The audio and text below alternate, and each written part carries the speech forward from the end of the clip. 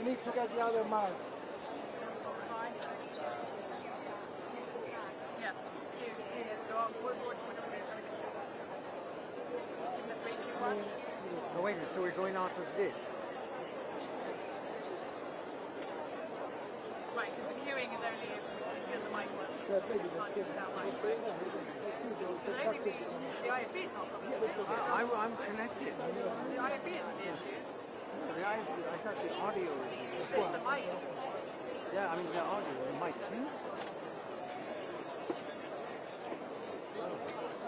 Yes, I can hear you. I can hear you. Sure. Stand by, but we don't have. We're just testing, right? Okay. Now, the audio you're getting is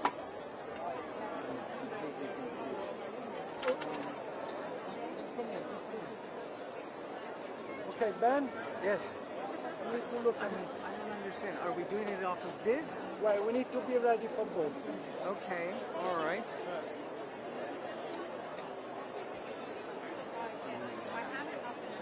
On the live app, wait.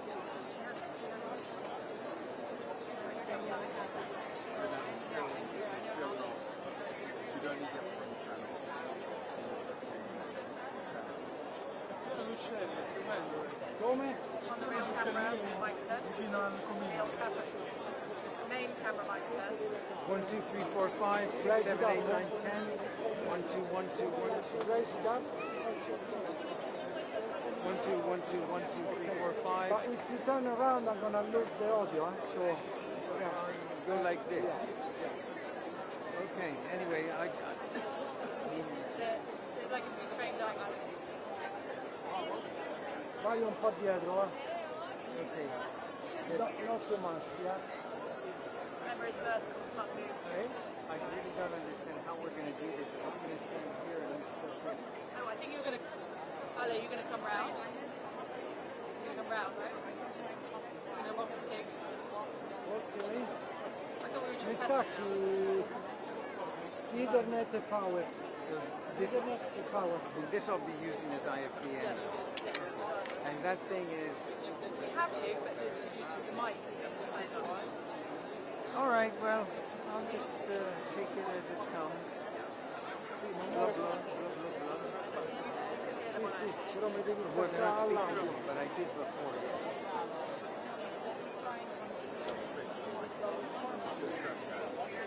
Oh, I hear you very well. I can mute this Zoom phone. Okay, I did. Oh. Okay. Okay, the Zoom phone is muted. Ben, you need to do that. Now, okay. Now it's muted.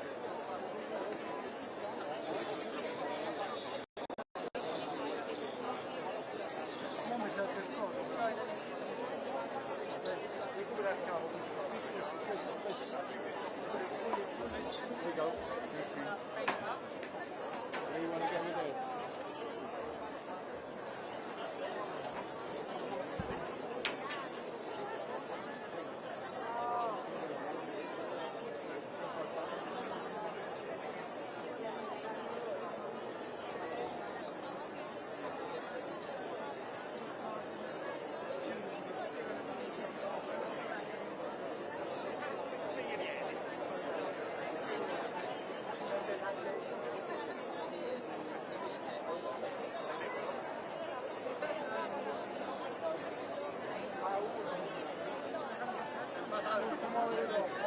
One, two, three, four, five, six, seven, eight, nine, 10. All right, maybe I'll go like this. You need to be wide, otherwise the signal No. Okay. I suggest once the smoke comes out and it's cleared away, You know as well. do a bit of crowd stuff. always front of me. You do? Yeah, because it's better, right? Otherwise, I'm losing it. Okay, whatever. I'll just talk.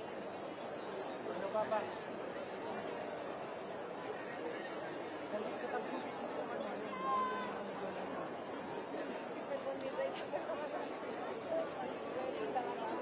I need to get in a position where I can see what's going on. I thought we were going live when we're soon. I mean, I'm ready to go. Oh, yeah. No, I'm listen, as soon as I see smoke, I'm going to start talking and you guys can catch up with me.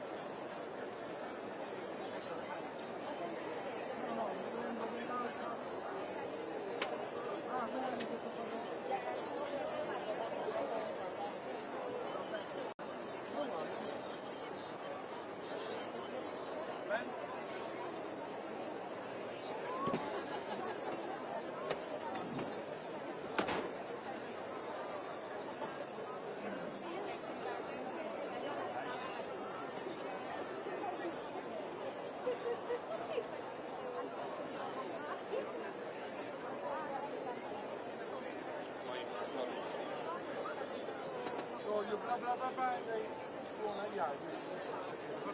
Tu hai detto siamo verticali. Sì, siamo verticali, però se vuoi vedere la versione No, è un sacco di gente.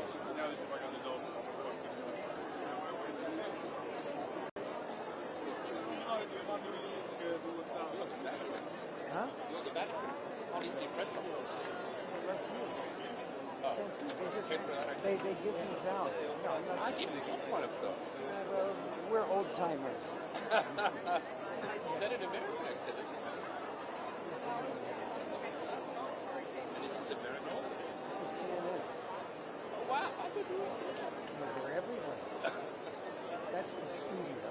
This is the theater. I think this is the land up there. That's right. ma se invece ti metti qui in cassa Lì qua.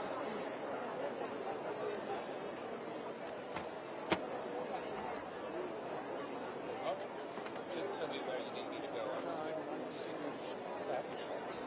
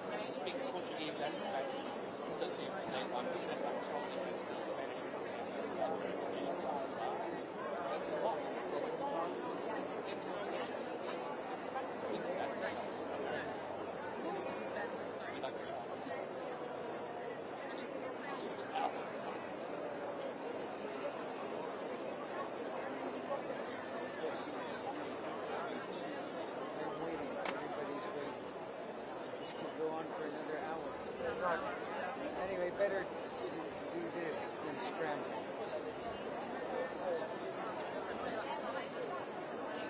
Yeah. Huh? That's right. After we tested it.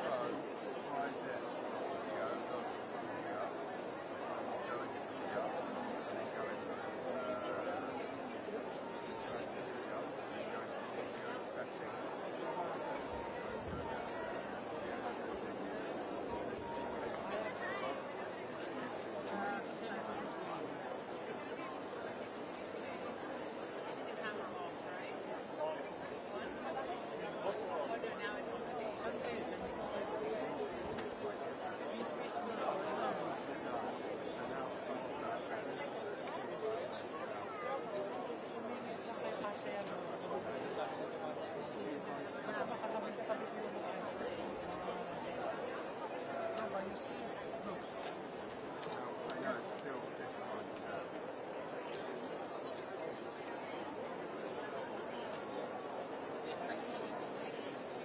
I was just re-looking at the mic again on the live app. It's so annoying.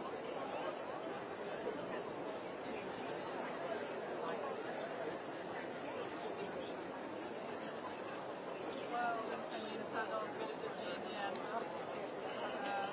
Let me time the camera, let me know if you see the back.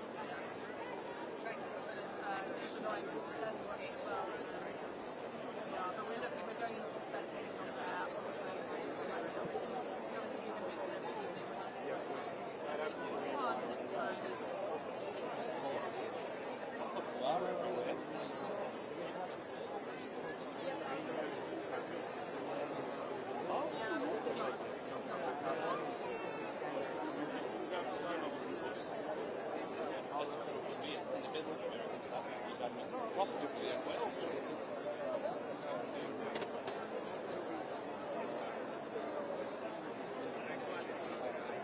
Okay, so you need to be on the camera.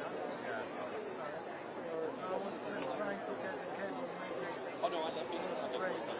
Gianni, se lo passiamo davanti a lui, cavolo, così non fa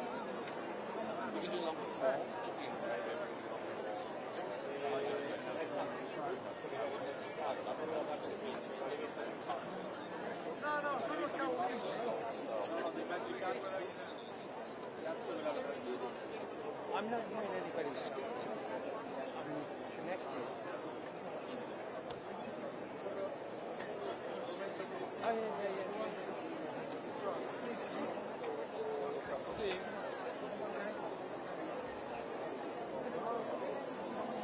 Ma mi sa perché mo stiamo in casino, sali, scendi.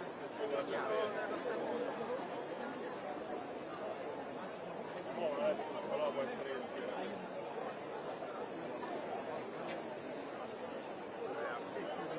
Solo che questo è solo verticale. Questo qua. Ah, mi spingi quei pulsanti di power? Ah, no, adesso è il point. Ah, ok.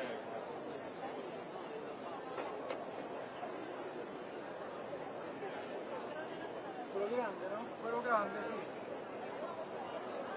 6-4.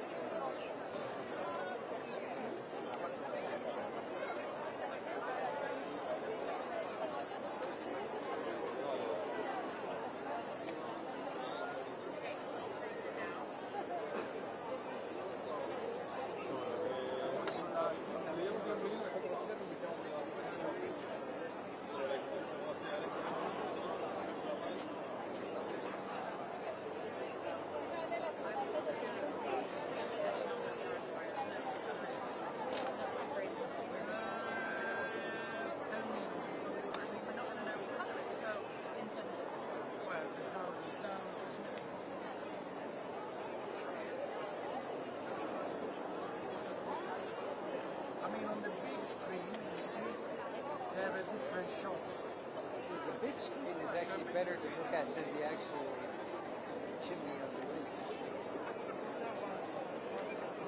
You see the big Yeah, screen? yeah. That one we might be able to tell what color. That's seagull.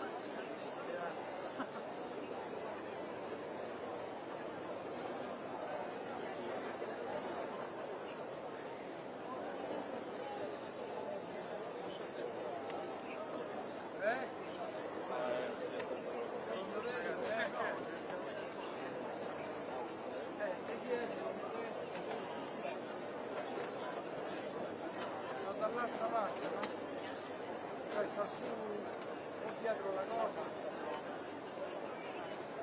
o dietro all'orologio.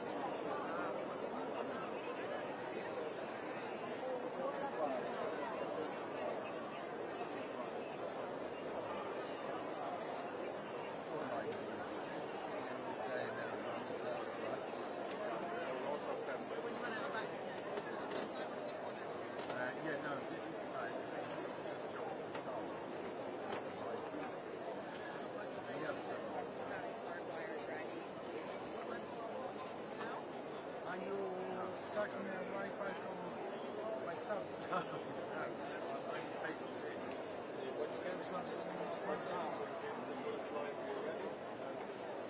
Same 4,000 I am, because I think it's always been that, never goes up and down.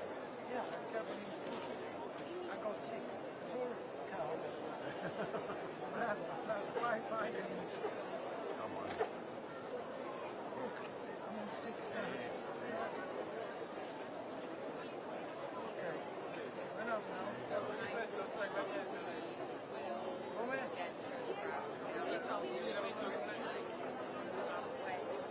Sì, ma adesso sai che tocca mandare possiamo andare pure a Nichetta nostra. Yeah, but I think we'll go store and I'll say like comparison your square with just and then I'll be like I'm gonna step down I'll show you guys the amount of crowds here. We do that and then you do this and then you have it like sideways.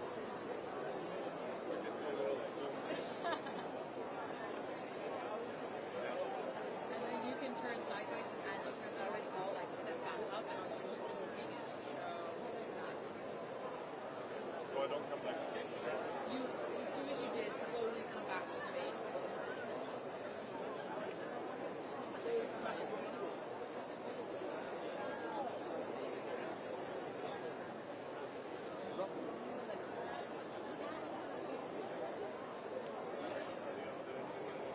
Forse era più logico farlo di là.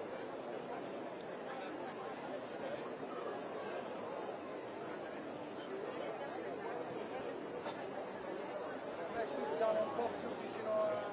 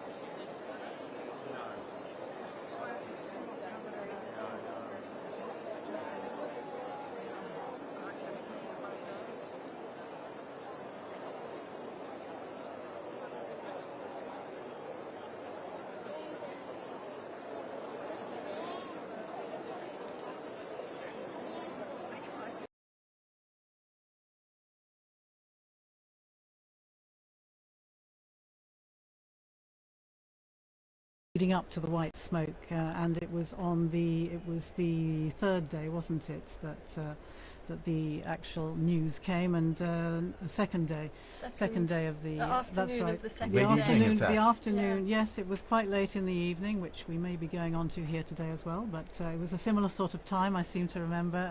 My other former colleague Susie Hodges was in studio, and as we were watching, the smoke started coming out of the chimney, and yes, you could hear the crowd going wild below. It really is, it's quite an extraordinary extraordinary moment, I think. It's one thing to be here in studio, it's another to be down in the square, I think, because I was in the square. you were there, I weren't was you? in You the were square. reporting, you were doing what Devon has been doing for us today, reporting from the square, despite all the difficulties of getting a signal. I don't think the blockers were as powerful in 2000. I don't think the blockers were as powerful in 2013 because I can't imagine. They have to keep up with such technology today. You were Exactly. talking about the sweeping of the Sistine Chapel and also the Santa Marta. I would assume they have to sweep that as well. They But do. the Cardinals and all of their cell phones, check your phone at the door, and so they have to. There's also a bit of a natural blockage that happens, especially after the white smoke, when you go from maybe 10,000, 20,000, 30,000 to suddenly everyone. a 250,000 people, 300,000 people, not just in St. Peter's Square, up the Via della Conciliazione, the road leading to St. Peter's, and everybody has their cell phone on. And with great respect for the Italian telecommunications company, that's a big burden for any system.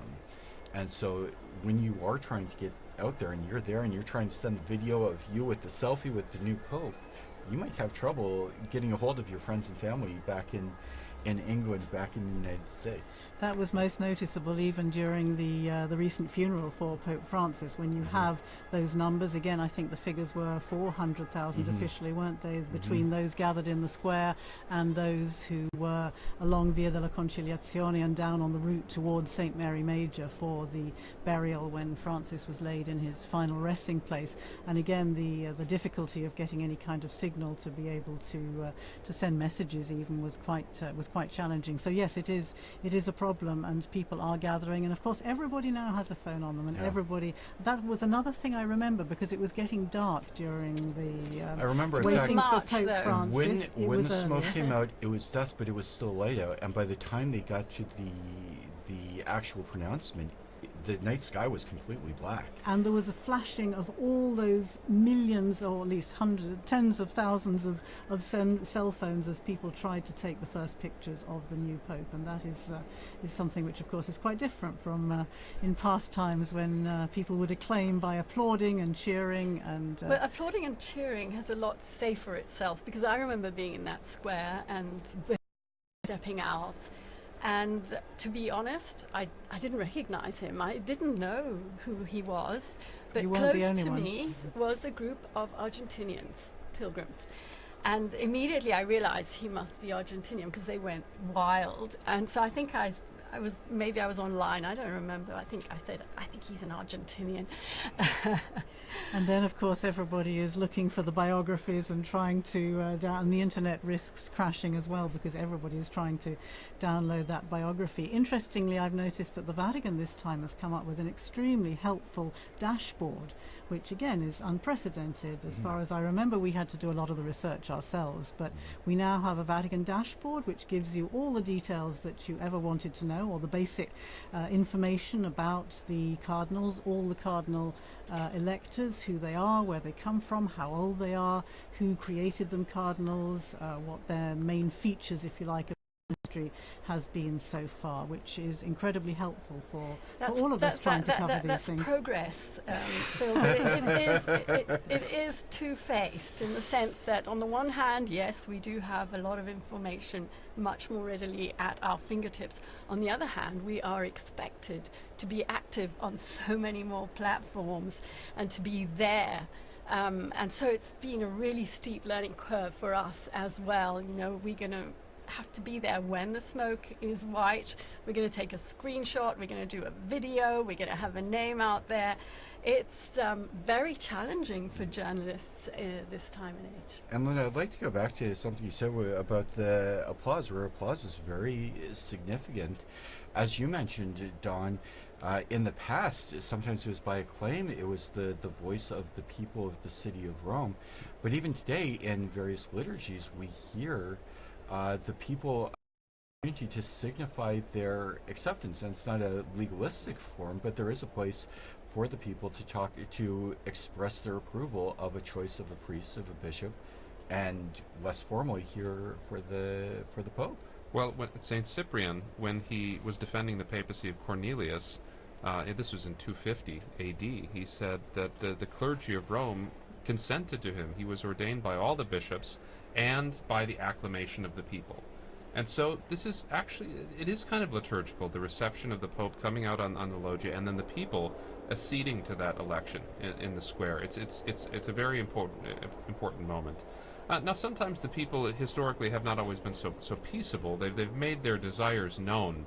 So at the beginning, when Urban VI was elected, they made it very clear that they wanted an Italian, the people of Rome, and so that was an important way, and that's a way historically that synodality can work out too, and a way that people can have their voices heard. And this is a very historical way that people have had their voices heard. When you mentioned that we were talking earlier about acclaiming the Pope and thinking back to that election in 2013, of course, you have that incredible acclamation and cheering, but then the other lasting memory that I have is Pope Francis asking the people to pray for him before he gave them the blessing. And in an instant you had however many the people there were in the square falling silent, and so you had this extraordinary contrast between the noise of the cheering and the applause and then the silence as he stood there for really quite a long time with asking people to pray for him and to pray for his new ministry. That was really quite something unusual, I found. The sentry seagull is back, waiting for the waiting for the news. Waiting for the news. I'm reading something quite unusual for me. I'm reading that it could even be possible that today, in the Sistine Chapel, the cardinals have actually not voted, and therefore there will not be a signal. It's a remote possibility, but it exists. Yeah, all the procedures that govern everything from the moment we learn of the death of the Holy Father, or the moment of his resignation, through the ceremonies to say farewell to the previous Pope, through the period of mourning, the organization of the conclave, how the College of Cardinals organizes the events, to the entry into the conclave, and all of the details of the voting are laid out very, very precisely in a document which we've heard many times, Universi Dominici Gregis, the name of the document that covers all of this. And there is, what that document foresees is that normally the cardinals would proceed immediately to a vote this evening. However, that's not an absolute, and there is admittedly a pretty remote possibility that they don't proceed immediately to a vote. There's also what would be a very strange possibility, but we've talked about this earlier, not unheard of, if the cardinals should choose someone who is not in the Sistine Chapel, they might take a vote, but the vote is not formalized and elect a pope, but the pope is not elected until he accepts. So you wouldn't burn the ballots, you wouldn't see the white smoke, and meanwhile the cardinal electors would have to call outside the cardinal, probably make a phone call, and ask their choice to become pope. And in that case, we would not see the smoke, and then people would really start talking. Yes, that would be a journalistic crisis for sure at that. And the question: when was the last pope who was not in the conclave to be elected? It was Urban VI. It was that election right before the Great Western Schism. He was the Archbishop of Bari, and so they elected someone outside of the conclave, and so they had to send him notice of that. And it took a long while, and the people of Rome were relatively restless until they found out that, don't worry, we have elected an Italian, and they all went home and had a party. So. Meanwhile, as we've been chatting away here, the cardinals are still gathered in one of the probably most magnificent chapels in the whole world, full of symbology as well. We all know the final judgment on the wall of the apse. We all know the creation on the ceiling, but there are a lot of paintings in there as well, including some Raphaels and a very symbolic Perugino, which shows Christ handing the keys to St. Peter. delving into the bottomless archive of Vatican Radio, I found another program by Veronica Scaresbrick. It's a short one.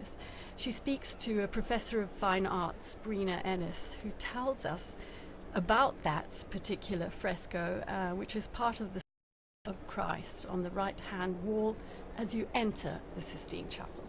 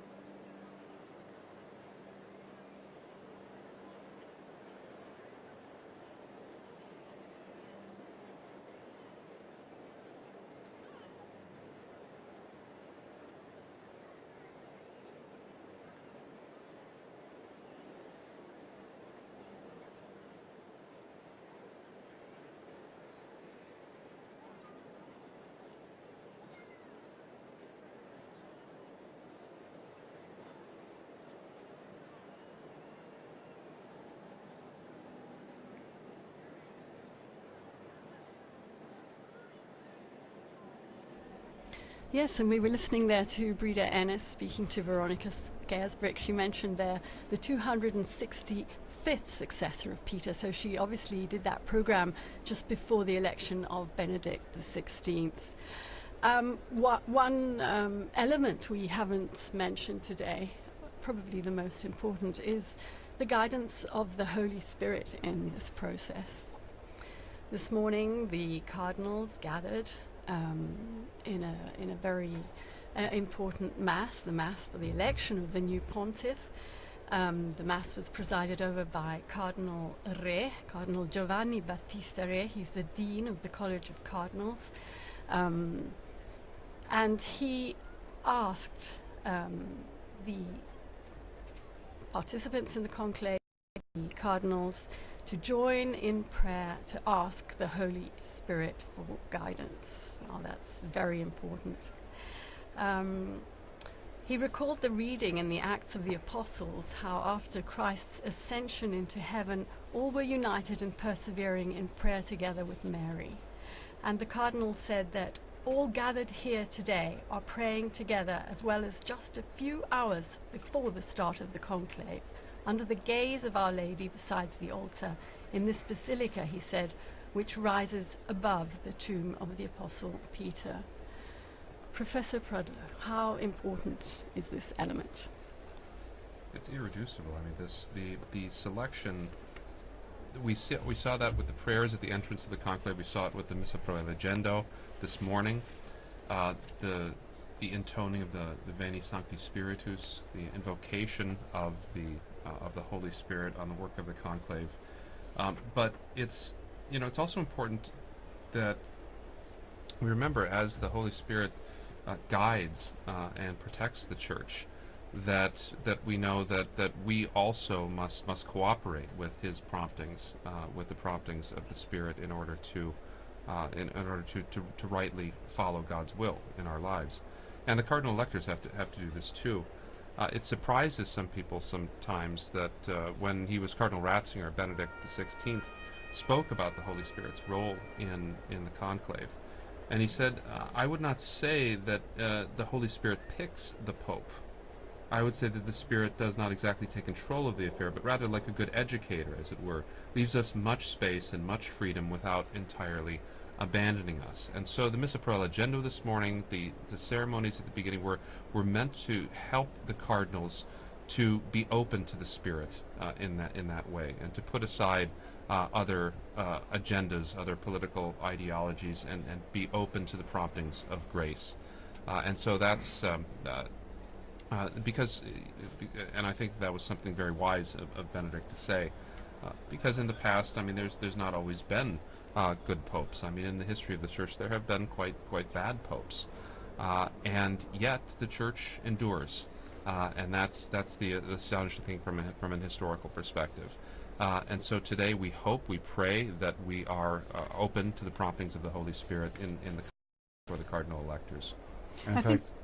I think it's particularly interesting that Mass is not just for the cardinals, but of course it's a Mass in St. Peter's Basilica, open to the public and to a lot of other people who want to come along and want to be part of that moment at the beginning. As you say, it's marking the beginning of the conclave, and to be actually part of that and to be able to pray together with the cardinal electors for the new Pope is an incredibly moving moment. And again, I noticed this morning there were a number of the ecumenical representatives here in Rome. We have a new Anglican bishop, Bishop Anthony, who is the new head of the Anglican Centre. We have the head of the Methodist Ecumenical Office, the Reformed churches, and they were there together with representatives from the Council, the Dicastery for Christian Unity, again praying together and gathered together with the cardinal electors, praying for a successful outcome to this conclave under the guidance, as you say, of the Holy Spirit.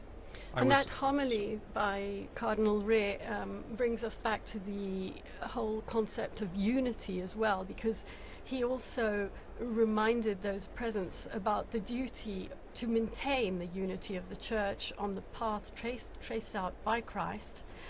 And he explained that unity is marked by profound communion in diversity, provided that full fidelity to the gospel is maintained. unity in a fractured world is even more poignant. We're living in a time in which the world is so divided. Just last night we learnt of yet another conflict, and I'm referring to the clashes that erupted between India and Pakistan, as every day we remember Gaza, we remember Ukraine, we remember Myanmar, we remember South Sudan, we remember Sudan. Unfortunately, the list is very, very long. So we really do need a moral compass back in this world. I thought it was interesting during the lead up to this conclave to see the cardinals actually issuing a statement just ahead of their gathering here in the Sistine Chapel, issuing a statement calling for peace, calling for an end to conflicts, mentioning particularly Ukraine and Gaza, but as you say, by implication, the many other conflicts that are going on around the world. Of course, peace and an end to conflict was such a key theme for Pope Francis, and I thought it was particularly significant that the cardinals felt it necessary to show that they were absolutely following in this direction, and therefore that these, if you like, considerations that go way beyond those of the Catholic Church and of the Christian world, but the need for dialogue, the need for mediation, the need for peacemakers in our world is particularly on their minds at the moment. And it'll be interesting to see. Of course, we know that there are cardinals representing countries. I think it's more than 70 countries across the world. Is that right? Around 70 countries, yes, more than 70. And therefore, obviously, these political considerations are of extreme importance alongside all the other church business, of course, that they will have been discussing. And that communique that you mentioned, Philippa, was issued yesterday. We, the Cardinals of the Holy Roman Church, meeting in General Congregation before the beginning of the conclave, that's the meetings that they hold in anticipation of the election. We, the Cardinals, noting with regret that there's been no progress in advancing the peace process in Ukraine, in the Middle East, and in so many other parts of the world. And on the contrary, attacks have intensified, especially against civilian populations. We Cardinals make a heartfelt appeal to all parties involved to reach a permanent ceasefire as soon as possible and to negotiate without preconditions, without further delay, the peace long desired by the peoples involved and by the entire world. And that was certainly a constant theme in Pope Francis' pontificate. Linda, just a moment ago when you were talking about all of those trouble spots throughout the world, all those places of conflict, it sounded just like our former Holy Father, where at his audience he'd constantly go through a litany almost of places that needed our prayers, where we needed peace. And the Cardinals conclude their appeal. We invite all the faithful to intensify their supplication to the Lord for a just and lasting peace. Linda, I know you follow closely the Pope's appeals for peace over the years, not just Pope Francis, but also before that. Yes, as you were speaking, my mind immediately went to an interview that our colleague in the Africa English section did immediately after the death of Pope Francis. He interviewed the Bishop of Juba in South Sudan, who said, "We have lost the only advocate we have on this world scenario. We have lost the only voice who brings our suffering to the international community whenever he can." You know, it's a huge, huge void. Who is going to speak for us? One of the historical titles is Pontifex Maximus, right? The Pope is meant to be the chief bridge builder, and the papacy has a unique spot on the world stage to be able to do that with its diplomatic corps, with its experience in this area. And I think back, Francis stands in a long line of popes who have been dedicated single-mindedly to peace. I think Benedict, one of the reasons Benedict chose that the name was Benedict XV, the great Pope of Peace in World War I. And I think of all of the appeals that Pius XII made during the devastation of World War II. And so the papacy is a beacon and needs to continue to be a beacon for these peacemaking movements in the world. Coming back to South Sudan again, yes, popes have traditionally been peacemakers, people appealing for peace, but I think one of Francis's great strengths, of course, was his gestures, his ability to speak through gestures. And thinking of South Sudan, another thing that really comes to mind was the time that he met with the South Sudanese leaders, the president and the vice president, who were at loggerheads with each other. The conflict had been dragging on. He invited them to the Vatican for that session with the Archbishop of Canterbury and the moderator of the Church of Scotland. And I'm sure you've all seen the pictures where he gets down on his knees with great difficulty, and he gets down on his knees to kiss the shoes of these leaders in an extraordinary symbolic gesture of humility, to say to these leaders, these military leaders, stop the fighting. You've been elected to serve your people. And these are the gestures that I think sadly hasn't seemed to have been able to put an end to the war in that country, but very, very poignant and powerful gestures which will remain with us. And let's remember all the times the popes have gone to the United Nations.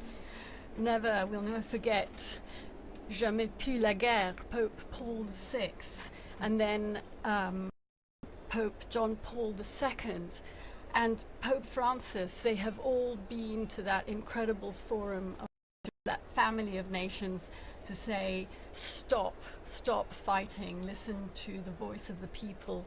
And as Pope Francis very famously wrote in his encyclical Laudato Si, heed the cry of the earth, heed the cry of the poor. It's an incredibly important role. And I think you mentioned Pope Paul's very heartfelt. You could see it on his face when he cried out, "Never again war, never again war." And I think every subsequent pope that's visited the United Nations has quoted him there.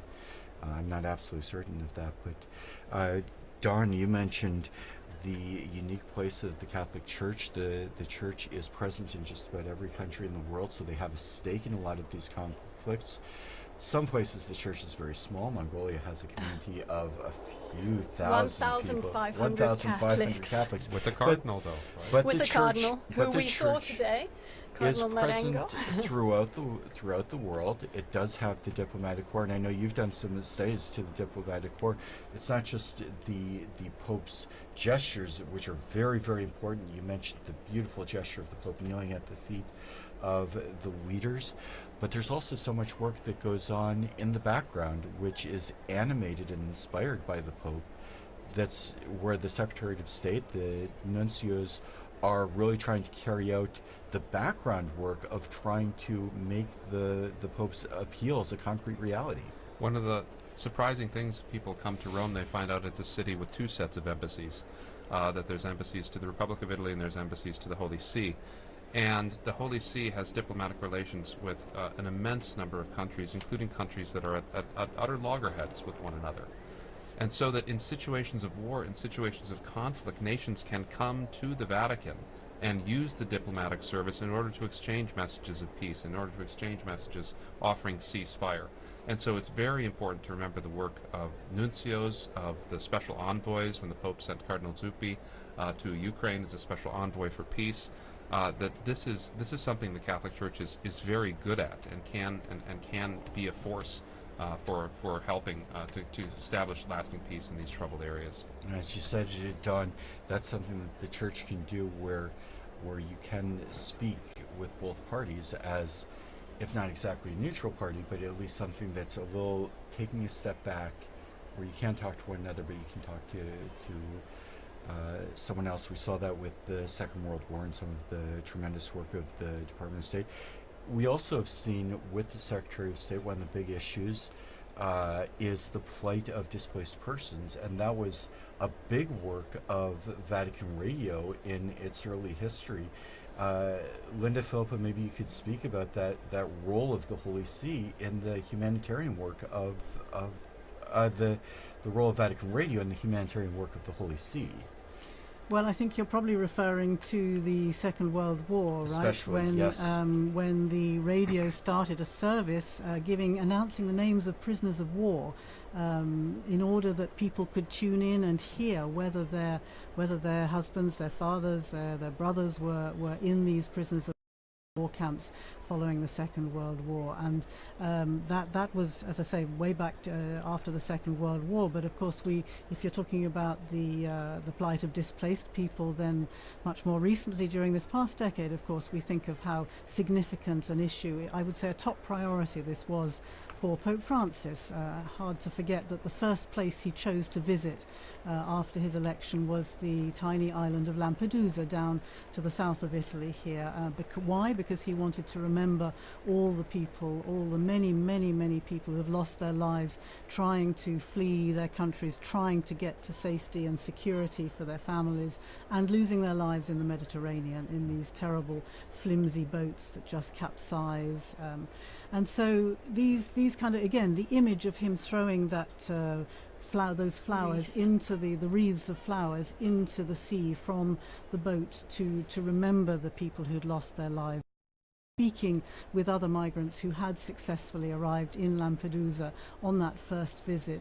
It was a theme that he started out that way, and he continued to do that all the way through his pontificate, to remember migrants and refugees and people seeking peace, seeking safety, seeking decent standards of living. It really was a top priority for him, I think.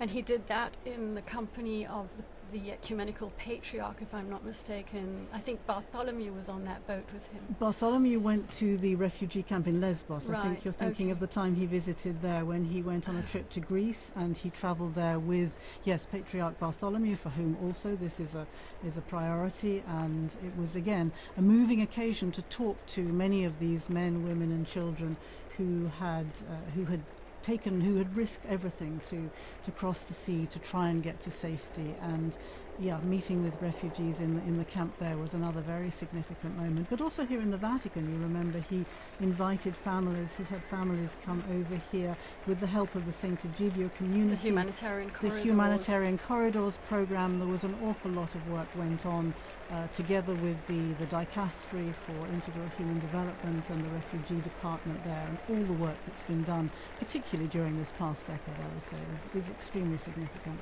Meanwhile, I'm seeing here on the chat that's adjourning us is that the people in the square are clapping their hands in an attempt to get the cardinals to hurry up with the voting process. We're going to have an Urban the Sixth situation. Oh. They've been in there for a couple of hours now, haven't they? They have been, yeah, they've been waiting out there. Maybe we can take a short musical break. Mm-hmm.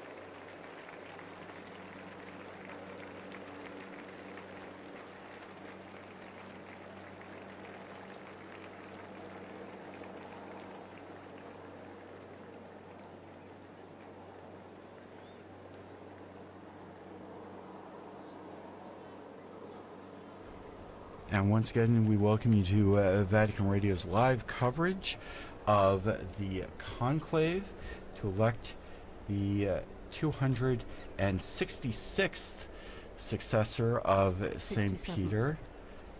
267th Pope, 266th successor, I think is last count. But that's actually an interesting point because the official list of popes has changed numerous times over the years, and in fact there was a change in the 20th with different popes who had traditionally been counted as popes suddenly struck from the list, and perhaps some other clarification from historical scholars. Well, so you have things like Benedict IX, who was pope 3 different times, and then John the 20th that didn't quite make the list eventually, and so they had to skip one. And so the list of popes does, when historians look at these things and they get more details and they get more ideas, the church will decide whether or not that this person was a legitimate Roman pontiff or not. Because this is an important question. This is a Catholic fact. We have to know who is the pope. We have to know because Christ promised this to his church, and so it's critical that we know who and what are. But so sometimes in the dim recesses of history where we have too few records, it's difficult to say for sure. I'm not a historian myself, but of course the medallions in the great Basilica of St. Mary Major that contain the images. Now that's of all St. Paul's Basilica outside St. the Paul's, wall. yeah. St. Paul's outside the walls, yes, you're right. Yeah. But presumably the number up on the wall there is what we consider to be the official tally, is that right? Not quite, in fact, because at least a few anti-popes are up on medallions, including my personal favorite, at one time considered a pope, now considered an anti-pope, Pope Christopher, the one and only. He's one of them that they struck from the list due to the rather odd circumstances, untoward circumstances regarding an election of his accession. Well, if you are just joining us, we are entering the third hour of our coverage of the conclave. We are anxiously awaiting smoke to appear from the chimney in above the Sistine Chapel. That's still not happening. As we heard just a while ago, the crowds that have now gathered in St. Peter's Square are getting a little enthusiastic in their expectation of the Pope. Our third hour, I would like once again to thank our television and radio partners, including EWTN TV, Catholic Faith Network in America, Shalom World Television Network USA, At Madarshan TV, Catholic TV, Mada TV India, and Uganda Catholic Television, UCTV, as well as radio partners Luminous Radio and Radio Katipunan in the Philippines. I'm here with our very learned guests, Philippa Hitchin and Don Prudlow, and perhaps we could talk a little bit about what we can expect. Some of us have been listening to our broadcast now for a couple of hours and maybe wondering what's happening and what's going on right at the moment. Well, I think they're getting ready to burn the ballots. Meantime, another thing we've all been chatting about in the run-up is what name will Pontiff choose, because it's a long-standing tradition that the name, the baptismal name, is changed, but it hasn't always been so, if I'm not mistaken. But we do know that the first act of the new Pope, immediately after accepting his canonical election as the Supreme Pontiff and before fulfilling other obligations, is the choice of his name. And this name is announced famously on the loggia by the Cardinal Protodeacon after the famous formula Habemus Papam, followed by the Pope's baptismal name in Latin. So Francis was the first Francis. I remember we were going, we're going to call him Francis the First, and we were told, no, it's just Francis, he is the first. But it's an old custom that apparently emerged as early as the first millennium of Christianity, and I'm reading here, Professor, because it's 1,500 years old, so it is a pretty well-established custom.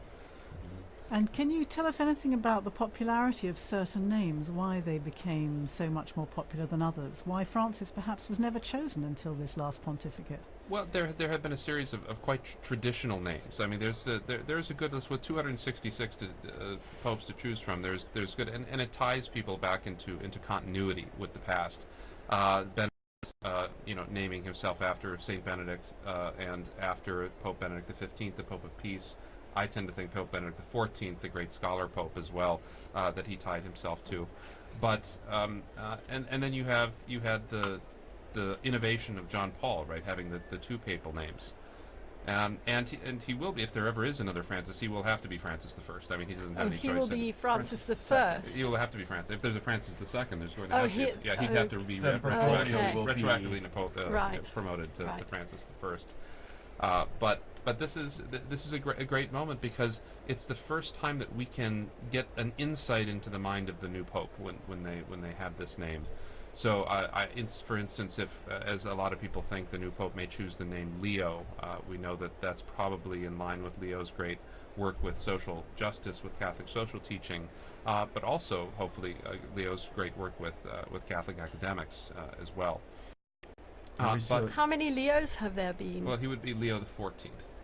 So there would be Leo the 14th. But John, you'd have John would be a popular one, Paul would be a popular one, or John Paul III even. But all those will have nuances, right? They'll all have meanings that the Pope will be able to tell us, and we won't be able to exhaust them. I mean, they're suggestive, right? We'll see. Well, that's an interesting name. And the commentators will be out in force to explain exactly why the Pope chose that particular name. We've seen there's certainly a tradition of choosing names from immediate or close predecessors. There has been, and Benedict sort of broke that, and that was interesting. And I think that's because we had John Paul and then John Paul. I think that was good to break off from that a little bit. But you're right, they go up and down in popularity. I doubt that we'll get a Sixtus VI. I think that we may have ended that line. We haven't had many Pauls. We haven't had many Pauls, right? There's been a lot more Johns than Pauls. But that's definitely a possibility. That's not. But then you have these strange names from early in papal history, right? Like Conon or Lando, and those are likely going to continue to stay in abeyance. But a name like Innocent or Clement, right? These were immensely popular in the 17th and 18th century. And they tied them back to those great histories with those names too. I mean, John's was kind of a surprise, because there had not been very many creditable Johns in papal history, and so it was kind of a surprise, particularly. And there was controversy even about his numbering, because one of the anti-popes of Avignon was John the 23rd. There's actually an anti-pope, John the 23rd, buried in Florence, so that was confusing as well. But he wanted to make his personal statement with that. And as you say, some names gain popularity because of wildly popular popes, but some names fall off when you've had a pope who really did have, as you said, a discreditable reputation, and suddenly we see a lot fewer. One of perhaps the most famous bad popes, Alexander VI, and we did have a successor, but afterwards the name just kind of fell into disuse for now since several hundred years. Right, that's right. But this, I mean, there was very good Alexanders in history as well as some not so good Alexanders. But and popes don't always choose a name based on Christian principles. So Pius II, he was Aeneas Silvius Piccolomini, and he was so enamored of the Aeneid that he wanted to be Pius Aeneas. So he was Pius II, not because of any devotion to St. Pius. Julius because of devotion to Virgil. To Virgil. Well, it's much like Dante, right? Our beloved Dante. And Julius II wanted to be named after Julius Caesar. I think so. That worked. But there were both Piuses after Pius II and Juliuses after Julius II. So having had so many Italian popes, of course, throughout history, all selecting from perhaps what you're talking about, some of the traditional names, I'm wondering what a difference it might make having cardinals from these 70 different countries, and if perhaps we should have a pope from Africa or Asia or again Latin America, wondering what difference that might make in the selection of a name. That would be interesting, because we have had Greek popes and Syriac popes and African popes. The great Pope Gelasius was North African. And Pope Zephyrinus was Syrian. There was a period in the 8th century where we had almost all Greek and Syrian popes. And so looking back to that history would be instructive as well. I mean, to the persecuted Christians of the Middle East or of North Africa, it could point to that and still be rooted in the Church's history as well. You certainly need a historian on hand, don't you, to help you make this selection? I can see that you're never going to be out of a job. They've never let historians into the Congress. There's no on-call historian, so maybe. And how important is it that a pope be proficient in Latin? Well, I think it's critical as the patriarch of the West and as the head of the Latin Rite of the Catholic Church. I mean, it's pretty critical. And you saw, I mean, when you have these big international events, you notice that the entire thing was conducted in Latin for these cardinals, and it helps in a certain sense to decenter any particular ethnicity or linguistic group that provides something of that common unity that when the liturgy used to be in one language, that did provide that commonality throughout the world, but still today provides it at these really critical moments, so that when all Christians come together in Rome to celebrate Mass with the Pope, that they can sing the Pater Noster as one in one language, and so I think that's a wonderful thing. So it's pretty critical that he knows. The new Pope will have to know Italian too, since Italian has become the lingua franca of the Holy See. It was very interesting during the broadcast prior to this one when we watched the Cardinals going into Conclave, and there was a long moment where each of the Cardinals swore to uphold the oath. The full oath was read by Cardinal Parolin, and then each successive cardinal said, "I personally swear to abide by this with my hands on the Gospels." But all of them made that oath in Latin. And if you were watching on the video, you saw they had a cheat sheet in front of them with the precise phrase. What was really fascinating, you saw Latin cardinals, but you also saw cardinals from Eastern churches from all over the world, and each of them was pronouncing the exact same words in Latin in their own language. And I thought that was one of the most moving parts of the ceremony, where you'd hear an American perhaps with a bit of an Irish accent, and you'd hear a Japanese cardinal or an African cardinal, or cardinals from all over the world. I heard Stephen Brislin with his South African accent. For those of you, I mean, we all remember Pope Benedict pronouncing his Latin with a very strong German accent, which I found very endearing. So it really does offer a kind of point of unity where it's not a living language that's going to be privileged, but it's a language that everybody can kind of have a share in. And yet the language question, of course, is quite an issue for cardinals coming from so many different countries, perhaps in places where they haven't had an education in Latin to the same degree as would happen here, for example, in the universities, the pontifical universities in Rome. Even in the general congregations and so on and so forth, what is the general rule language that is spoken? You mentioned the need to speak Italian, of course, if you are elected Pope, because that is the language. As the Bishop of Rome, you're expected to have a good command of Italian, but that isn't necessarily the case for a lot of these men, is it? Several popes have reiterated the importance of learning Latin, and so, because I mean that's the language of canon law and of all official documents in the Catholic Church. It's really critical that we help to form young priests, especially in emerging countries. But then we also expect them, like you said, we expect them to learn Italian too. And so this is also extremely difficult for particularly non-Mediterranean, non-Western people. And so a privileging of Latin would sort of decenter Italian in that way a little bit. You would still have to learn Italian, but you'd have this more focused on that universal language. And that's been an interesting question. Up until not very long ago, most of the would have had some common language, maybe not knowing Latin very well, but having a little bit so that they could at least talk to one another. And we already saw in the general congregations before that in the various synods, the synods of synodality, where you have to come up with a language that people can understand, or make sure that different addresses, documents are translated into various languages.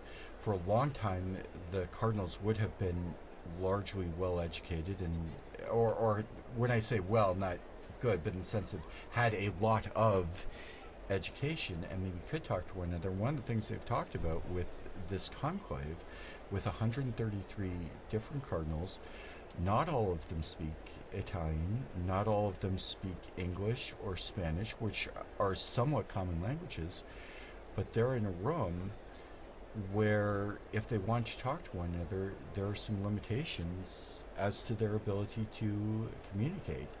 And that and we see it with synodality too, right? We often get shunted off into language groups, right? Which is sort of defeating the purpose of the whole idea. I mean, just it's difficult for us to conceive of, say, but Vatican II, to think back to Vatican II, and that the entire thing for 4 years was conducted in Latin, with everyone having an equal voice and able to discuss with one another in that. Now, it's possible that new translation software and things can come and make a difference like this, but having that common tongue has been something that's been very important to the Western world. That would be an interesting technological change if in some future conclave they're all issued a universal communicator to translate on the spot, and then you don't have to worry about translators coming in and violating. And I think about that ecumenically too, because I mean the use of Latin transcended the boundaries of the Catholic Church for so many centuries. In Europe, it was the common diplomatic language. It was the language. There's a famous exchange between C.S. Lewis and an Italian priest. Neither of them spoke the other's language, so they wrote each other letters in Latin. And so that is one of those commonalities too that we all share. Yeah. And we're still waiting for the even the seagulls. Even the seagull has given up. Yeah. I'm hearing it's getting chilly out there as well. And one of the things that we can expect that at least some of the cardinals probably have in mind what effect this is having on people outside. I would think, yes. Could be a good sign because, or it could be just that they're waiting to burn the ballots. Who knows? But they should, because it's just one ballot, that they wouldn't have to wait after the scrutiny is done.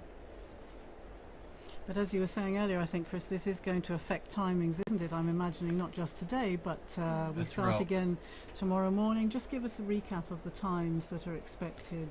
The Cardinals gather again at 9 o'clock in the morning, is that right? Inside the Sistine Chapel? They begin with Mass and prayer. The actual voting is largely, as we've said, it's not a point. The conclave is not a place where people are going to get up and give campaign speeches, or much speeches at all. I've heard many cardinals talk about conclaves as more like a retreat than anything else. And when they come into the Sistine Chapel and do the vote, that's all they do. So what we've been kind of expecting, it's very imprecise, as we're seeing even as we speak. We're kind of expecting the first vote to take place and maybe be finished up by 10:30 or 11 o'clock in the morning. If there's a positive outcome, we would see the white smoke then. If not, proceed immediately to a second vote, which is then going to take another hour or an hour and a half. And at the conclusion of that vote, they will burn ballots from both of the previous scrutinies. So then we could see or white smoke. The kind of general feeling and general ideas that might happen around 1 o'clock each day. Yeah, and let's remember that this service that we are providing is not just in English, of course. Being Vatican Radio, it's in 7 languages, the live service that we are doing now. But the other languages will also be broadcasting, so it's going out in a lot of languages as we speak. And of course, everything is on our website, on our social media, on Twitter.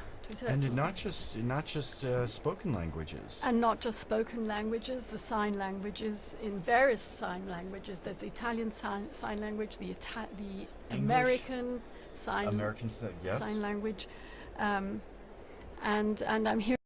We have Devon on the line. He's still in the square. Devon, hello, hi, good.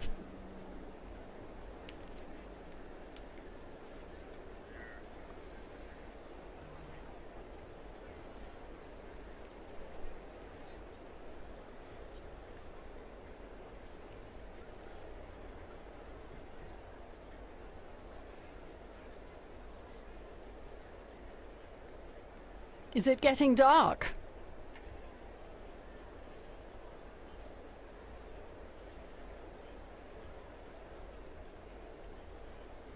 We're all wondering what's going to happen. We've the two and a half hours since the beginning of this commentary, and so yes, the seagull appears to have also left its position next to the chimney. Perhaps also growing impatient.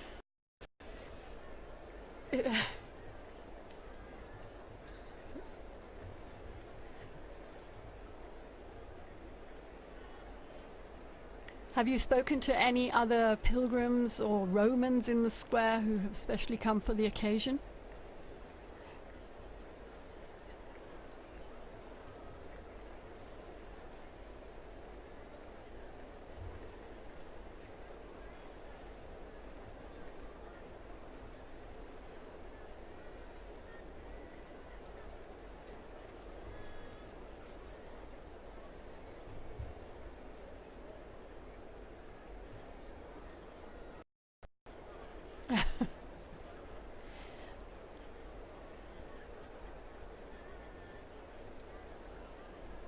Absolutely. We will. Thank you very much, Devon. And what's very interesting is that if they've chosen not to do a vote this evening, or if there's a problem, that's probably not the level of intervention that will cause them to break the conclave. So there's no real means for them to let us know what's happening inside. So we're gonna keep guessing and keep waiting and praying. For those of you who are listening in, we can tell you a little bit about how you can listen in to and follow the papal election on Vatican Media. As we mentioned, we followed the Mass for the election of the Roman Pontiff earlier this morning. You can learn some more about that on our website. If you're watching on TV, you see our famous seagull has returned, at least one of them. There are various languages that you can follow the events in, including sign languages, American Sign Language, and some of the Spanish and Italian versions. Vatican Media is also providing video and photo coverage of the various events that took place today, the Mass and the entry into the conclave. And we will be opening up a live broadcast for each of the periods when we do expect a papal vote continuing tomorrow morning, beginning at, I believe, 10 a.m. I think the broadcast goes live at 10:30 a.m. 10:30 a.m. And you can go to our Vatican website to find all of the broadcast times, and we do really hope you will join us. We do invite you as well to visit our social media pages, including Facebook, X, Instagram, and YouTube, where you can follow along and see everything that's happening, or in this case not happening, this evening, as we wait for the sign that a scrutiny has taken place. You're talking about social media, you're talking about the radio broadcasts. Of course, the Osservatore Romano, the Vatican newspaper, is also waiting anxiously for the results of this papal election. If I remember rightly, they produce a special edition, remember rightly. Yes. And almost as soon as the announcement is made on the balcony, the presses start rolling, or at least the copy editors start putting out this edition so that it can be distributed free, I think, in St. Peter's Square to people as soon after the event. As was the one that marked the passing of Pope Francis. Meanwhile, they tell me we have someone else in the square. It's Sister Nina Kravich here at the Dicastery for Communications. She is a communications expert. Nina, hello.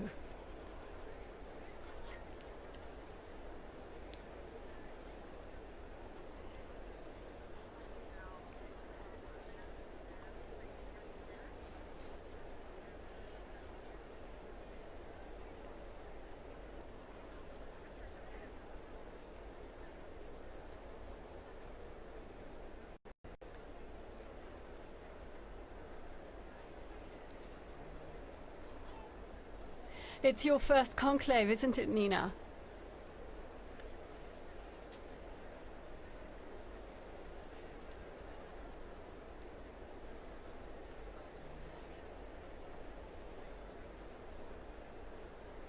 You are an expert in communications, but not only in social media communications. How do you think Generation X, the millennials, are following this conclave? How do you think?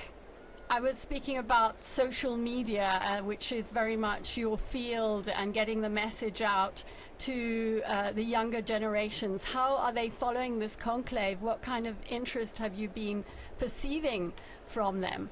You are very young yourself, Nina.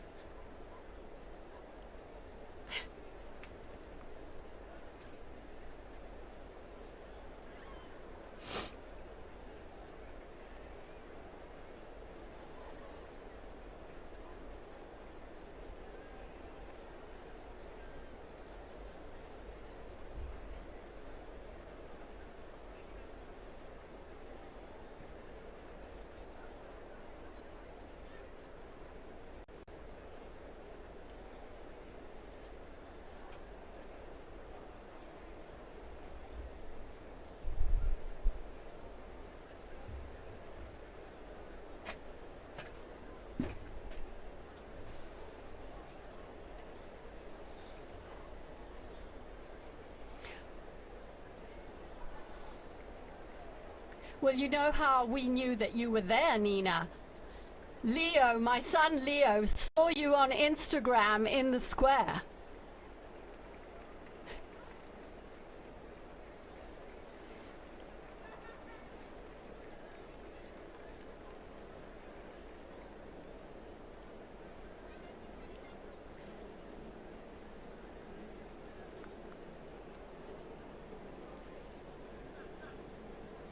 Right.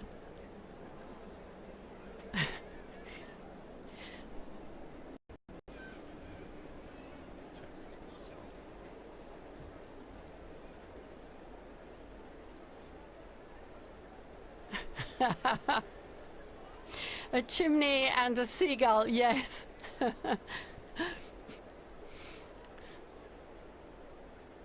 Thank you, Nina.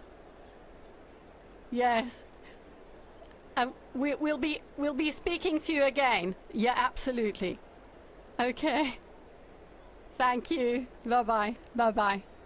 So that was Nina Krapish. She knows all about influencers and the dicastery that has understood very profoundly that it has to move with the times if it wants to keep up with the world, and has brought her in to study the role of influencers in communication and to talk to gatherings. She goes to speak at conferences about the church and communications with a very new voice. You need a dicastery of influencing. Interesting, though, that what we think of as the generation that likes everything instantly, that people should be standing there for an hour and a half, 2.5 hours now, watching a chimney without anything happening at all. So quite a turnout for the books, and interesting to see the reaction. Will people not be so interested over the coming days, or will that simply increase the tension and increase the interest? We'll have to see tomorrow what happens. Francesca's telling me the numbers have gone up. There are 45,000 people in the square at 20:35. That's 25 to 9 local time here in Rome. Well, it's still mercifully before Italian dinner time, but it's well past American dinner time. You were giving us the timeline, Chris, earlier on. Tomorrow in the morning, as you say, the Cardinals go in. They have 2 votes in the morning. Then they break for lunch, don't they? They do have a break in the afternoon.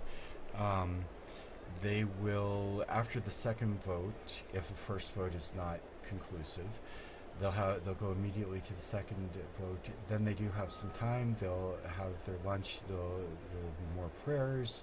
Of course, each session of the voting in the Sistine Chapel is marked by prayer, especially to the Holy Spirit. We can take a look at some of the prayers that we saw today for the opening of the conclave. And then the expectation is, Don was just talking about Roman meal times, but time for a long lunch or a nap, and then they'll be back in the Sistine Chapel. Always in the seclusion of Santa Marta. Always in the seclusion of Santa Marta. I was struck, we've mentioned a couple of times, the movie The Conclave, and we've all seen various parts of the Conclave, and I noticed a lot of the sets bear zero resemblance whatsoever to the places they're purporting to be. But going back to the schedule, we will have to have a vote in the afternoon. That's what's provided for in Universi Dominici Gregis. We'll begin coverage around 4 in the afternoon Rome time.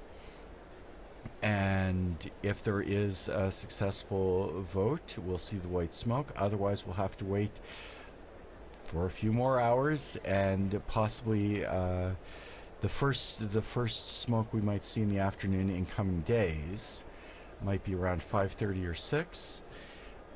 Later, if it does go to a second ballot, we will see smoke of some sort, hopefully, around 7 or 7:30 is the expectation. But as we talked about, there was I'm getting news about that. Apparently the last time there was not a vote, so there was no smoke during the session, was in 1941. But they're also pointing there wouldn't out... have been, right? Because there wasn't a conclave that year. Ooh, wow. So that was to be expected. So that was not a good information I get here. Because they also point out there were far fewer cardinals in that conclave, but as you say, no conclave in 1941. Maybe they meant 1939. We'll have to check that. Check on that again. And still nothing. It still looks quite light out there. And of course, the cameras are pointing out towards the west, so the last shreds of daylight will be seen from the perspective that we're looking at the chimney. Whereas if you, for those in the square, if they turn around and look out, they'll see that the light is dying out. We can see out the window here, sky's growing pretty dark in the other direction, and we might have a situation where it does become difficult to see the smoke or tell what color it is. In which case we would be waiting for the bells again, as we were mentioning earlier, if it's a successful vote. Otherwise people will be craning their necks to see what they can see from the square. But meanwhile, it might be a good opportunity to talk about one of the unique features of this conclave. For, as we've mentioned earlier, there are 133 cardinals who entered into the conclave. That's the largest number of cardinals ever. And there was actually a little bit of a discrepancy in the law and the procedures governing the conclave, because Paul VI in 1975 had introduced that the maximum number of cardinal electors would not be more than 120. Don, maybe you could tell us a little bit about the history of the numbers of electors, maybe even going back a little further. The question of the maiden elector was a very contentious issue, and when popes would make new cardinals to influence perhaps the conclaves, this was a big point of contention with the college at times. Yes, absolutely. So the origins of as you know, there are 3 levels of cardinals. There's cardinal bishops, there's cardinal priests, and cardinal deacons. And originally, there are 6 cardinal bishops of the Suburbicarian sees. He's like Frascati and Ostia. Ostia is the senior bishop on the see. There were 35 cardinal priests. Cardinal priests were drawn from the original tituli, the early parishes of the city of Rome. And so we can see before even the year 500 the lists of the original parish, and they would be given the title to these parishes. And there were 14 cardinal deacons. The city was divided into 14 different districts based on the needs of the faithful. And so as time went on, this number was fixed at 70. But during the early modern period, the church had grown so much and worldwide that 70 wasn't enough to give a decent representation for the church anymore. And so during the after Vatican II, the number was increased to 120. And this allowed for a much wider representation of cardinals from throughout the world. And the discrepancy came because because popes wanted to make more appointments, because you have cardinals aging out all the time. They're always, you know, every month or two you have another cardinal that doesn't get to vote anymore. And it's not just Francis that exceeded the number. Benedict and John Paul also exceeded the number. They just did not have a conclave during the period when the number was exceeded. And so clearly it's the manifest will of the supreme legislator, the three last popes, that if there were to be a conclave, it would be it would be that all the eligible electors. So the cardinals a couple days ago made a decision saying that this was the manifest will of the elector. All cardinals under 80 who are in Rome and can participate can vote. Joining us now in studio, we have Joseph Tulloch, our very own Joseph Tulloch from the English section. We were mentioning the Mass. Joseph was actually one of the readers at that Mass, as he read the other day at after the funeral Mass in suffrage for Pope Francis. Joe, you were standing out there in that square filled with tens of thousands of people. First of all, would you like to tell us what that felt like and how you lived this experience? Yeah, sure. Hi everyone, I'm Joe. I'm part of the English team here at Vatican News. And what Linda's talking about there is, so I was reading this morning, but before that I had the chance to read at the second, what they call Novem Diales Mass, so the second Mass basically in memory of Pope Francis. It was really nice. It was a really great opportunity to say goodbye to the Pope. That was right after the death, and we were still really missing him. So that was a really great opportunity. There's about 200,000 people showed up for that Mass. I think some of them had been planning to come. There was supposed to be the canonization of Carlo Acutis on that day, and so there was lots of young people who were already going to be in Rome. But what was nice was they were clearly happy to be there for the Mass that they had to go to instead, which was the second memorial Mass for the Pope. There's lots of cheering. They really, there was really. Sorry, I thought I saw a flash of smoke there, but it was just a seagull's wing, I think. Right. Very disappointing. Yeah, so that was a really great opportunity. And then this morning too, that was the Pro Eligendo, so the Mass for the election of the Pope, and it's basically this opportunity for the cardinals to come together, and together with the people of God, lots of ordinary Catholics and perhaps some non-Catholics gathered in the Basilica with them to pray and to invoke on this conclave process. So really nice. I did, to be honest, you know, when I've been here now at Vatican News for about 2.5 years, and I always imagined that the conclave would be this period where I'd be doing so much journalism and going around and reporting on everything, and in the end I've just read a lot of masses. But you know, that's nice as well, and I've really... You've been working hard as well, writing that's true as well. And what reading did you do this morning?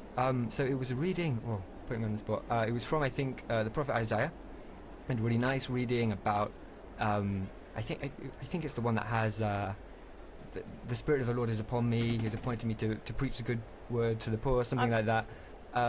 So the kind of a reading coming out of this prophetic tradition in the Old Testament, and of course the readings are picked, I assume, with kind of the idea of reminding the cardinals of what they're looking for in a pope. So somebody who will have the poor in mind. I think I'm getting the reading right. It's funny actually, when you're there reading, you're so focused on saying the words right that you're not even thinking about what it means. So I may have misremembered what the reading was, but I think that was the one. Rightly, that it was focused on the characteristics that a new pope should hopefully have. So yeah, absolutely. Joe is going to be in studio with us again in these coming days as we await the smoke, unless at this point it could be white. Who knows? Yeah, who knows? Who knows? Yeah, that's right. I'm going to be joining on Friday morning. If, of course, I mean, we could very well have a new pope by then, because by then there will have been there'll be 9 between now and Friday morning. So there's 1 ballot this evening, and then there'll be 4 tomorrow. And so it's quite possible to have a new pope by Friday morning, but if not, you'll be able to listen to me and my wonderful colleague Francesca Merlo, who's producing today, but she'll be joining me in the studio on Friday morning. If we don't have a pope by then, who knows? Yes, thank you here to Francesca Merlo and to Mario Scarton, who are both working on the other side of the window here in this Vatican Radio studio. We've been talking a bit about all that's happened between the funeral and the general congregations leading up to this conclave. Perhaps we could just take a brief look at actually what happens. We've talked about the Pope coming out onto the balcony, the first acclamation by the people of Rome and so on, but then we have to look forward also to the installation, the inauguration of the new papal ministry. Perhaps we could talk a little bit about what happens then, remembering past occasions. It's usually about a week, isn't it, between the announcement, between the successful outcome of the conclave. Well, first of all, all the delegations that are going to be here in Rome for that ceremony have to get here, so it can't be immediately afterwards. There are some technical times that have to be respected, so even should the Pope be elected on Friday, it couldn't be on Sunday. It would just be too early, although on Sunday he could probably do his first Angelus address. Yes, absolutely. And we have to remember that if he's a bishop already, and all the cardinals in there, and most of the cardinals are bishops, that he becomes Pope the moment he accepts. When the cardinal asks him, do you accept the canonical election as Roman Pontiff, and he says yes, he's the Pope. And so the installation Mass is, it's not a formality, it's a very important moment that he inaugurates his Petrine ministry. But he becomes Pope with full authority at that moment. And then the inauguration, I remember being at the inauguration in 2013 and being up on the colonnade. That was a great privilege. I love doing that. You see, because then you allow, just for the funeral too, like when they have the delay, you want the dignitaries to be able to come, and they will come. I mean, as we've seen it, I mean, the world pays attention to what happens in the city, and that's critical. But there's a whole set of ceremonies that go along with the new Pope, right? That culminate really after the installation Mass with the actual possessio, the taking possession of his cathedral at St. John Lateran, which I was also present for when Pope Francis took charge of his cathedral. And so this is a wonderful series of events that makes fuller the meaning of what's happening in the Sistine Chapel right now. Pope Francis particularly wanted his inauguration, if I remember correctly, to be on the feast day of St. Isn't that right? And that, of course, became, again, a bit of a theme during the pontificate. We learnt that he had the statue of the sleeping Joseph that he would keep on his bedside table there in Santa Marta. Had a particular significance for him, didn't it? And he inserted the name of Joseph in every Mass that was said throughout the world. So this a great devotion to St. Joseph, to St. Joseph in his feast days, as patron of the Universal Church, but also as a patron of workers and as a patron of fathers. It was very important to him, for sure. The thing I remember particularly about the installation of Francis, of course, was that it was only 3 days apart from the Archbishop of Canterbury, and because I was covering ecumenical affairs, I wanted to be in both places, and fortunately, because there was that little time gap, it could have been on the same day, but actually in the end I was able to be here in Rome for the papal inaugural Mass, the papal installation, and then get to Canterbury as well for the Archbishop of Canterbury's taking the beginning of his ministry there in Canterbury Cathedral.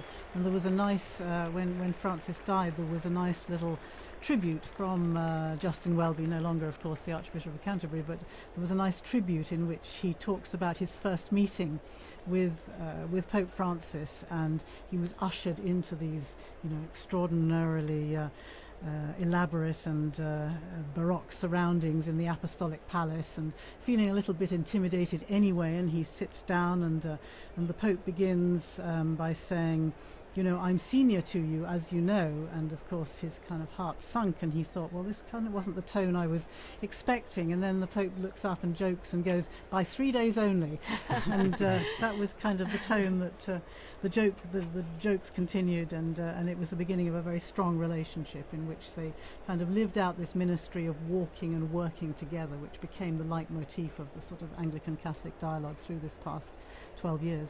Well, in a much more modest register, we also learnt to know him and walk with him after that 13th of March, which we don't forget because we were here.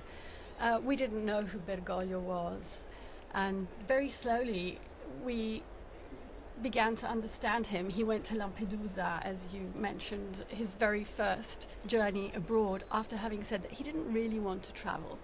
It wasn't his thing, but he went to Lampedusa because that issue was so important for him. And being there, he realized, he told us afterwards, he realized how important it was for the people to feel his closeness and to feel he was going to them. And he ended up undertaking 48 apostolic journeys abroad, as well as many others within Italy. Joe was on his last apostolic journey abroad to Belgium. Yeah, penultimate, because the last one was to Corsica, exactly. but you went to Belgium. That's right. Yeah. So there was a very quick one to Corsica where he came back, and I think within the day, exactly. But before that, the longest kind of traditional papal journey, the last traditional papal journey was the one he did to Luxembourg and Belgium. I was with the Pope for the stop he did in Belgium, and it was an interesting papal journey because it came right after this huge one that lasted several weeks across a couple of countries in Asia. So 4 countries. 4 countries in Asia. Asia and Oceania. Yeah, and there'd been some, so for instance, he'd been in East Timor, where something crazy like 70% or 60% of the population turned up for a mass he celebrated, and these incredible scenes.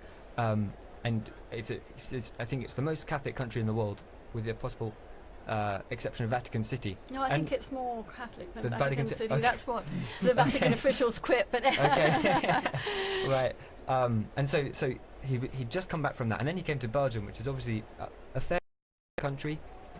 It's a country that's been really marked by the sexual abuse crisis, which is something that's happened in the church all over the world, but it was particularly bad in Belgium.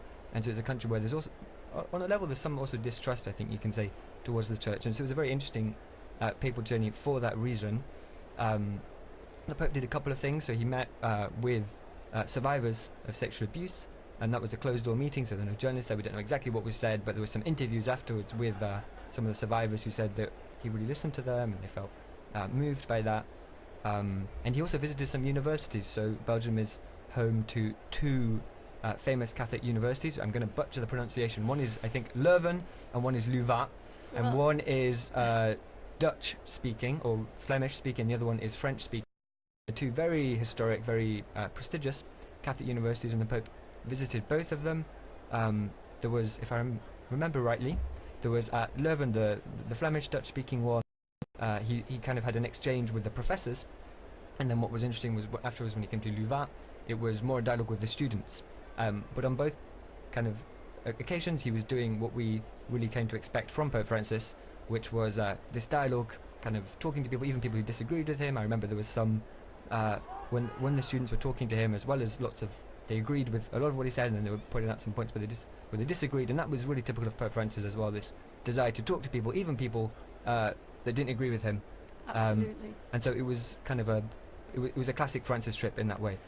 I was speaking to the international director of the Jesuit refugee service just slightly after his death, and he said very much what you have been saying. He would sit down and enter into dialogue with the person he had before him, and it was never a problem to disagree or to listen to a differing perspective. In fact, he was interested in doing exactly that. Yeah. Certainly the fact of his meeting with Jesuits wherever he travelled in any of the journeys around the world became a particular hallmark, didn't it, of these trips, and I think a particularly important moment for the Jesuit community throughout the world.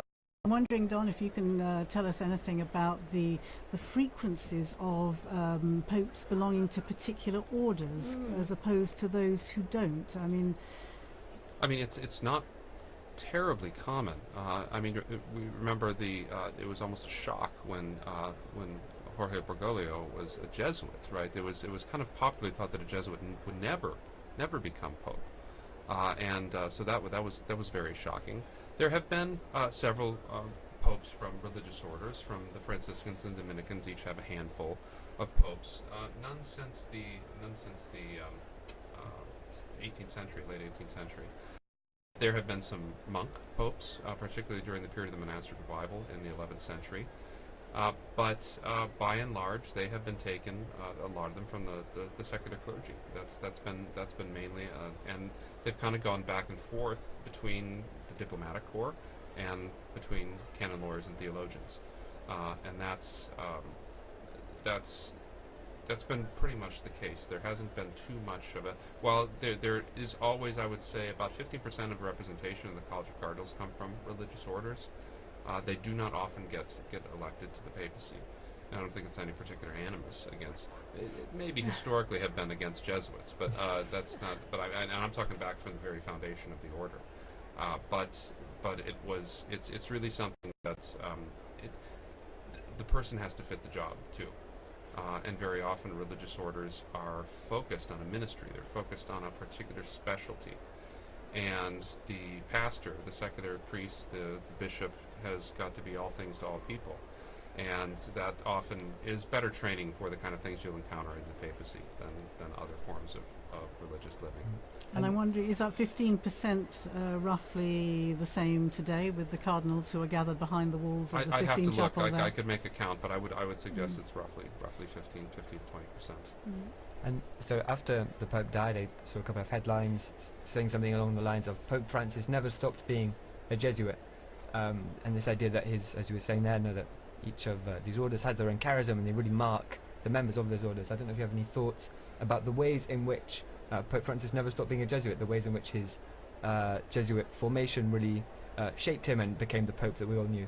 I think the Jesuit formation creates such strong individuals. They are able to, I mean, think of the great Jesuit missionaries that are able to operate.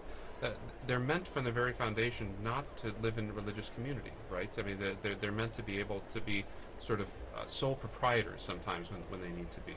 And so go off like Francis Xavier around the world by themselves, never see another Jesuit for years and years and years. And I think that kind of style, that kind of particularly the Jesuit emphasis on obedience and on sort of the voluntas of the superior was very much in evidence in ways that you might not see from a Dominican perspective as well. So I think that strongly individualistic way of doing things. I don't mean individualism in a bad sense. I mean a strong, well-formed person that is able to act and knows their mind and acts in that way. And Jesuit formation is really effective at creating that. I think we saw some of those aspects coming out in his papacy for sure. Would you say also the question of discernment, which is a particular feature of the spiritual exercises of the Jesuit mindset in some ways, and of course the discernment process is perhaps at the basis of this synodality, the synods on synodality and so on that Pope Francis has begun and as we know has set in place, set in motion through to another synod in 2028. I think that would perhaps be another feature of I think of so. the That's Jesuits. exactly right. Yeah. I'd like to remember Pope Francis's last gift, which was a Pope Mobile that has been readapted, thank you, Philippa, into a health clinic for the people of Gaza. I think that is such a significant and powerful gesture, reminding the world of those most in need. And it came of course following the phone calls that he traditionally made so regularly to the parish, the Holy Family Parish in Gaza, which I think you visited. I was able to do so when I went there When you went. To the Holy Land some years ago, and was able to go to Gaza with the previous parish priest, and you know how significant it is, how important it is in any situation of conflict like that to know that the world has not forgotten you, to know that people are praying for you, that people are praying for peace. And clearly those phone calls that Pope Francis insisted on making right up until even the previous weekend. From the hospital, when he was in the hospital, when he could, he would call Padre Romanelli and just ask them what they'd had for dinner. Smoke. We do have smoke. We have coming smoke. out of that chimney, but it's And it is definitely black. black. It's definitely black smoke. It's 21 hours. It's 9 o'clock in the evening here in Rome. And that is, They took their time with they it. took their time, they had a good think. They listened to a meditation by the papal preacher, which probably took time as well. Definitely black smoke there, I would say. And I wonder what the reaction is in the square below, to the crowds who are seeing that and knowing that there has been no decision, no successful outcome on this occasion. And now we have a shot of the square. I can see some cell phones flashing away there. Whether they'll be able to capture that black smoke billowing in the wind there out of the chimney and away across the rooftop of the Sistine Chapel and the rest of the Vatican museums, I'm not sure, but that's certainly black smoke. I wonder if we have some sound from the square there. Do we have squares? No, we don't. They tell us we don't. But we can see. Here we are.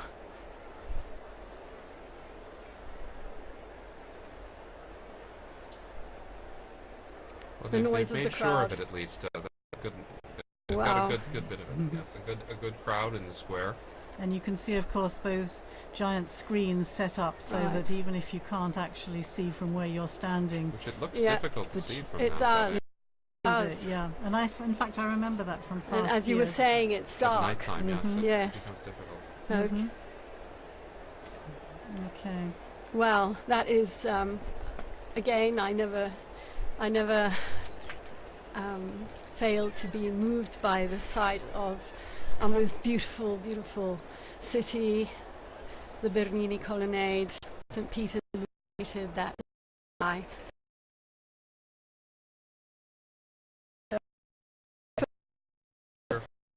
There you are.